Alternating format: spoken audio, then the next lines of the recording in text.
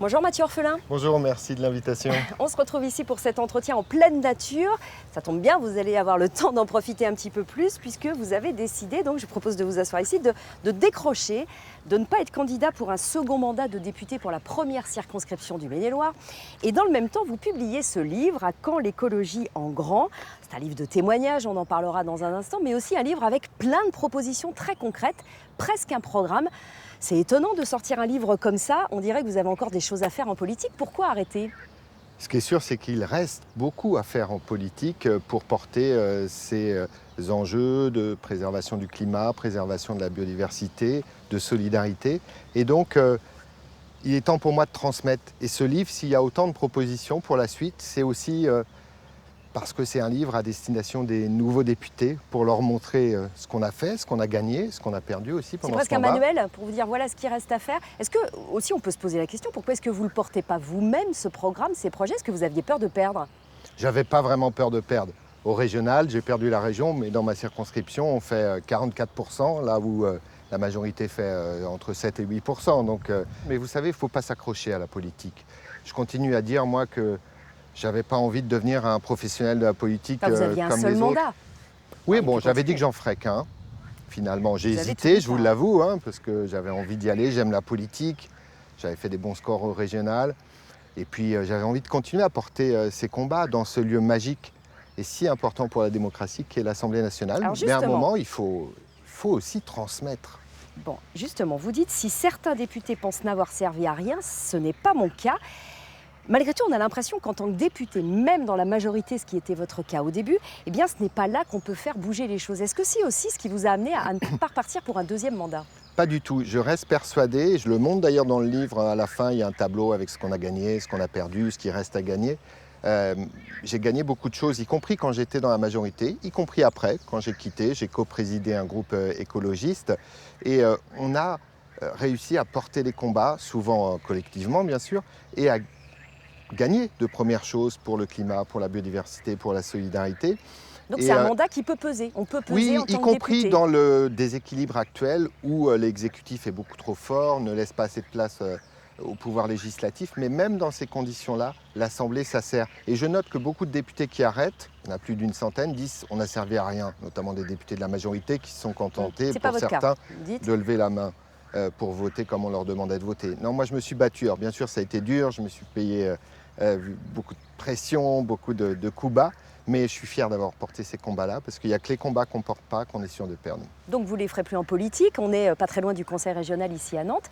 Vous allez rester conseiller régional même si vous n'êtes plus député ? C'était important que je sois là la première année. J'étais au début co-président de groupe. Maintenant, depuis quelques mois, Lucie Etonneau assure la présidence du groupe toute seule et ça se passe très bien. Il est temps là aussi, il n'y a pas d'urgence, mais dans les prochaines semaines, dans les prochains mois, que je passe la main et puis qu'une nouvelle génération arrive. Donc vous abandonnez la politique définitivement ? Ou c'est juste une pause dans votre vie ? C'est une très longue pause. C'est une très longue pause. Je sais que les prochaines années, je serai plus utile ailleurs qu'en politique. Alors où justement ? Est-ce que vous serez un lobbyiste, ceux que vous avez tellement critiqués ? Est-ce que vous passerez de l'autre côté pour être lobbyiste pour l'environnement ? Lobbyiste pour des intérêts privés, sûrement pas. Et ça, c'est clair. Vous ne me verrez pas chez Total ou dans d'autres entreprises de ce type-là. Maintenant, je regarde, je commence à chercher, retourner dans le monde associatif, pourquoi pas, ça me conviendrait bien, ou retourner. Moi, ce qu'il faut, c'est que je défende des causes pour l'intérêt général. Et on peut le faire aussi bien à l'extérieur de la politique que dans un mandat ? Oui, il y a beaucoup de gens qui essayent d'opposer, dire il vaut mieux être en politique, ou mieux être dans les associations, ou mieux être dans les collectivités. Moi, je pense qu'il faut des gens pour porter ça partout.